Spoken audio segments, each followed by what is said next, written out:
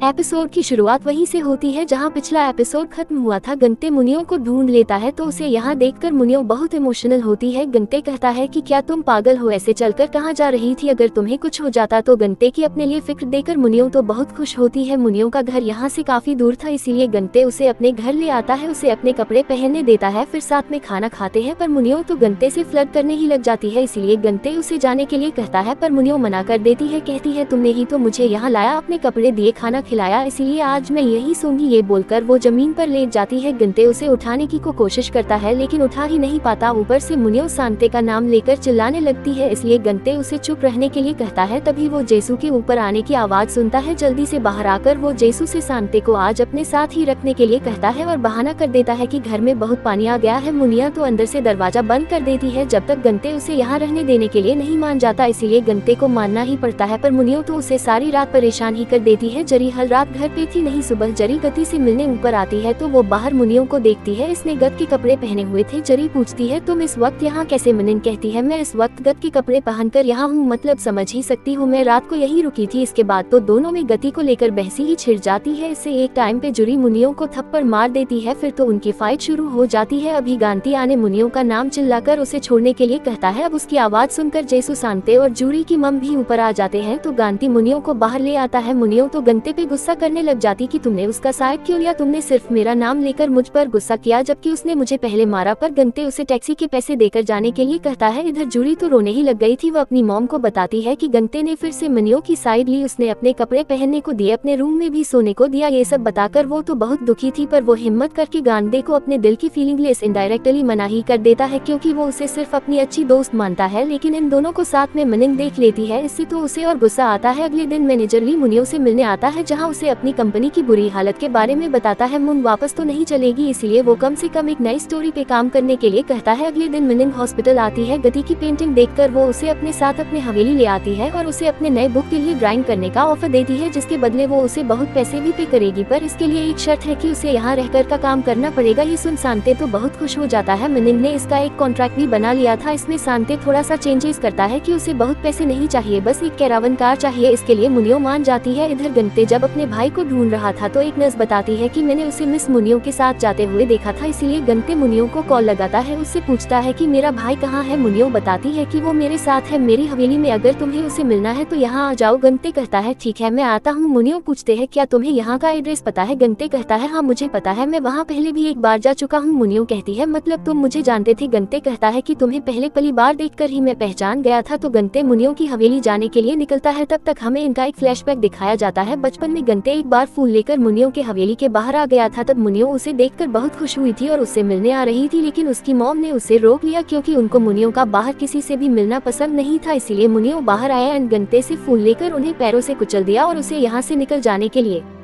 कहा क्योंकि उसकी मम ने उसे ऐसा करने के लिए कहा था। Coming back to the present, गंते हवेली में पहुंच जाता है। ठीक पहली बार की तरह मनिंग बलकनी में खड़े होकर उसका इंतजार कर रही थी। ते आता है तो मनिंग कहती कि अब तक तुम नाटक कर रहे थे, मुझे पहले तुमने बताया क्यों नहीं। कंत कहता है कि मैं तुमसे भागना चाहता था क्योंकि बचपन में तुमने मेरी जान बचाई थी, पर मैं एक डरपोक की तरह भाग गया। थैंक यू उस दिन मेरी जान बचाने के लिए एंड आई एम सॉरी। तुम्हें पसंद करता था फिर भी तुमसे भागने के लिए, पर अब मेरे भाई के सिवा मेरे पास और किसी के लिए टाइम नहीं है। मनिंग उसे रोकर कहती कि तुम अपने भाई की केयर कर सकते हो पर मेरी क्यों नहीं, जिसपे गंते कहता कि क्योंकि मैं दूसरों के लिए जीते जीते थक चुका हूँ। मनिंग उसे रोकने जाती, कहती कि मैंने तुम्हारी जान बचाई है इसलिए तुम मुझे छोड़कर नहीं जा सकते, तुम सिर्फ मेरे हो। ये बोलने के चक्कर में वो सीढ़ियों से गिरने वाली होती है, पर गंते उसे होल्ड कर लेता है और उसे डांटते हुए कहता है कि क्या तुम मरना चाहती हो, अपना ध्यान नहीं रख सकती। मनिंग कहती है मत जाओ, हम साथ में रह सकते हैं। तभी सांते आता है तो गंते उसे घर चलने के लिए कहता है। सांते उसे वो कॉन्ट्रैक्ट दिखाते हुए कहता है कि अब से यही घर है, मैं यही रहूंगा, मिस मुनियो ने मुझे काम पे रखा है। मुनियो कहती मैंने कहा था ना कि तुम अब मुझसे नहीं भाग सकते। कांति सांते से वो कॉन्ट्रैक्ट देने के लिए कहता है। सांते कहता है ये कॉन्ट्रैक्ट मेरा है इसलिए मैं नहीं दूंगा, यहाँ मैं काम करूंगा। तो गति चिल्लाकर कहता है कि ये हमारा घर नहीं है और उसे कॉन्ट्रैक्ट छीनकर फाड़ देता है। इससे सांते तो गुस्सा होकर उसे मारने ही लग जाता है और उसे मारते हुए कहता है कि यह मेरा है, इसमें तुम्हारा हक नहीं है, मैं सिर्फ मेरा हूँ। तो मुनियो आकर उसे रोकती है और उसे अंदर भेज देती है। तो गंते दुखी होकर यहाँ से चला जाता है। जाते हुए वह अपने बचपन के एक दिन को याद करता है जिस दिन उसकी मम ने उसे डांट कर मारा था क्योंकि उसने शांति को अकेला छोड़ दिया था। तब उसने गुस्से में कह दिया था कि मैं सिर्फ मेरा हूँ और मैं चाहता हूँ कि मेरा बड़ा भाई मर जाए। ये बोलकर वो भाग गया था, पर शांति उसके पीछे उसका रेड बैग देने जाता है, जो देख गंते को अपने भाई के लिए ऐसा बोलने के लिए बुरा लगता है। तो दोनों भाई बर्फीले तालाब के पास खेलने लग जाते हैं। वहीं दूर से मुनियो उन्हें देख रही थी। तभी शांति का टॉय डायनासोर बर्फीले तालाब के ऊपर चला जाता है। इस बात से अनजान शांति वहां जाकर खुशी से उछलने लगता है। इससे बर्फ टूटकर वो पानी के अंदर चला जाता है। गंते ये देखकर पहले तो वहां से भाग जाता है। शांति उसे मदद के लिए बुलाने लग जाता है, जिससे फिर गंते वापस आकर अपने भाई को बचाने के लिए पानी में कूद जाता है और उसे ऊपर उठा देता है। पर पानी इतना ज्यादा ठंडा था, शांति बिना उसकी मदद किए कांपते हुए चला जाता है। तब मनिंग ने आकर गंते को बचाया था। गंते घर आकर उस फटे हुए कॉन्ट्रैक्ट को पढ़ने लगता है। यहाँ पे मनिंग ने लिखा था कि वो ड्राइंग करने के बदले शांति को बहुत पैसे देगी। उसे शांति ने काट कर लिखा था कि मुझे पैसे नहीं बल्कि एक कैंपिंग कार चाहिए, क्योंकि मेरे भाई को घर बदलना पसंद नहीं है। जो देख गंते काफी इमोशनल होता है और शांति को सपोर्ट करने का डिसाइड करता है, क्योंकि वो ये काम सच में करना चाहता था। अगली सुबह मैनेजर ली फिर से मुनियो के घर पहुंच जाता है, तो मुनियो उसे शांति से इंट्रोड्यूस करती है और बताती है कि ये आज से मेरे लिए मेरी बुक्स में ड्राइंग करेगा। मैनेजर कहता है कि तुम अपना ध्यान नहीं रख सकती तो फिर शांति का ख्याल कैसे रखोगी। तभी गंते पहुंच जाता है, तो मनिंग कहती है कि हम दोनों का ख्याल रखने वाला आ गया, इसलिए वो मैनेजर को यहाँ से भगा देती है। इधर जुन को जब पता चलता है कि गंते मुनियो के घर पे शिफ्ट कर गया है, वो तो गुस्से में मुनियो को गाली देने लग जाती है। फिर गंते भी कुछ कंडीशन रखता है कि अगर शांति ने यहाँ रहने से मना कर दिया तो वो उसे लेकर चला जाएगा और मुनियो इज्जत के साथ शांति से पेश आएगी। मुनियो उसकी दोनों कंडीशन मान लेती है। फिर उन्हें उनका रूम दिखाने जाती है। घर तो बहुत बड़ा था, पर 20 साल से बंद रहने की वजह से बहुत धूल जमी हुई थी, इसलिए दोनों भाई मिलकर पूरे हवेली की साफ सफाई कर देते हैं। गंते सुबह सभी के लिए खाना भी बनाता है। इसके बाद तीनों साथ में ही हॉस्पिटल जाते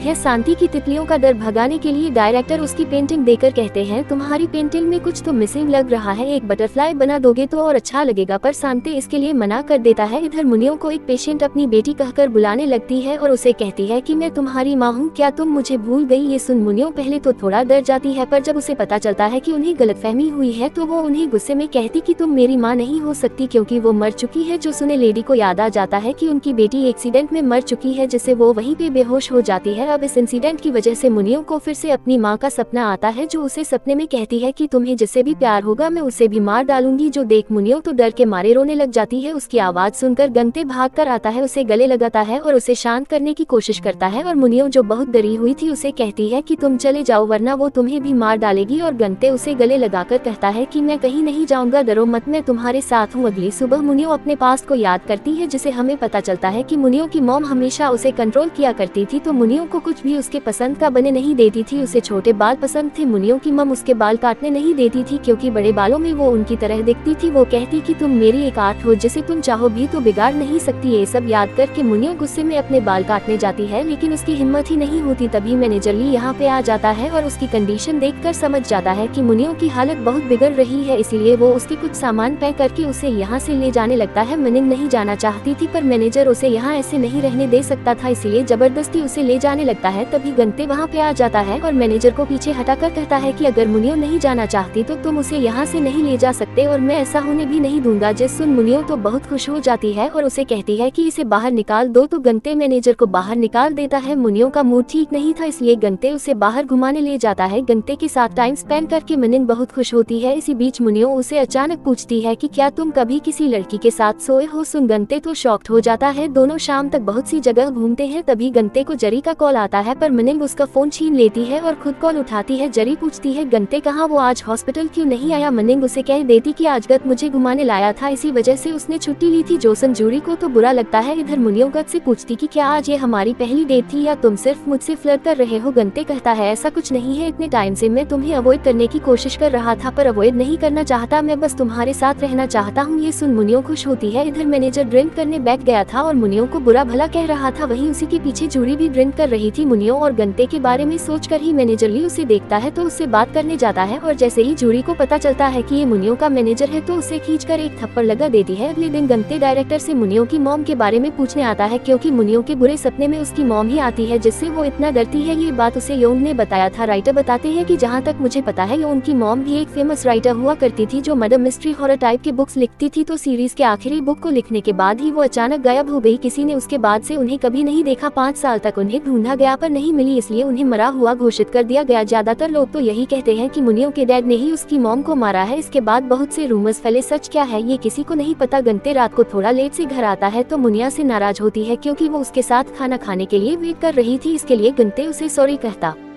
है और अपनी आंखें बंद करने के लिए कहता है। मुनिया सोच रही थी कि वो उसे किस करेगा, पर गंते तो उसके लिए एक ड्रीम कैचर लाया था जिसे उसने अपने भाई के लिए बनाया था, पर ये उसके कोई काम नहीं आया। गंते बताता है कि उनकी मॉम के गुजरने के बाद वो अपने भाई के लिए कुछ भी नहीं कर सका, सिर्फ ये ड्रीम कैचर बनाया था, पर ये भी उसके कोई काम नहीं आया, इसलिए वो थोड़ा सैड होता है। तो मुनियो कहती कि मैं इसे रखूंगी। देन गंते अपने भाई को जाकर कहता कि कल मैं तुम्हें वही रेस्टोरेंट ले जाऊंगा जहाँ मॉम हम दोनों को हमेशा ले जाती थी, क्योंकि तुम्हें वहाँ का खाना बहुत पसंद था। और सांते उसे बताता है कि नहीं, मुझे वहाँ का खाना बिल्कुल भी पसंद नहीं था, बल्कि तुम्हें वहाँ का खाना अच्छा लगता था, इसीलिए मॉम हमेशा हम दोनों को वहाँ ले जाती थी। जो सुन गंते को बहुत बुरा लगता है क्योंकि अब तक वो यही सोचता था कि उसकी मॉम उसे प्यार नहीं करती, उसकी चिंता नहीं करती थी, पर मॉम तो दोनों भाइयों को बराबर प्यार करती थी और दोनों की केयर करती थी। पर क्योंकि सांते दूसरे बच्चों की तरह नॉर्मल नहीं था, इसीलिए उन्हें शांति की फिक्र ज्यादा रहती थी। सांते अपनी मॉम को इतने सालों से गलत समझने के लिए बहुत रोता है, तो सांते उसे कंसोल करता है। इसी के साथ पार्ट 4 का एंड यही पे होता है।